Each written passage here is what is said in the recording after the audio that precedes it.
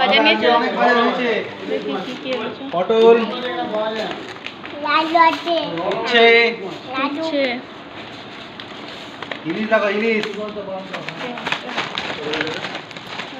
ইলিশ 1200। 1200 টাকা কিলো। ভালো হয়েছে। ডিম আছে নাকি? ডিমালাই হবে, বড় আছে। এই যে কি কি এনেছো বাবু? মাছ কেটে এনেছো? হ্যাঁ, মাছ কেটে। ওটা কি? ইলিশ মাছ। ইলিশ মাছই কেটে এনেছো? এটা গোটা এনেছো? এটা গোটা এনেছি, রেখে দেবো ডিপ ফ্রিজে। ও,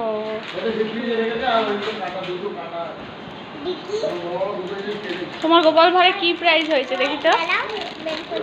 কি কুপন হলো?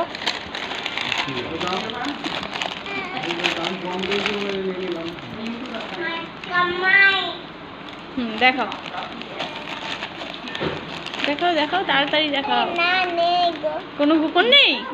ও ঠিক আছে, তাহলে খেয়ে নাও। ভালো আছে?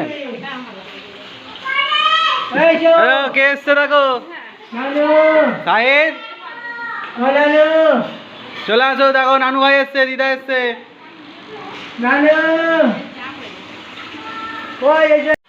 মাছটা ডিম আছে? মাছের সাইজ দেখো, হেভি সাইজ, বাম্পার সাইজ।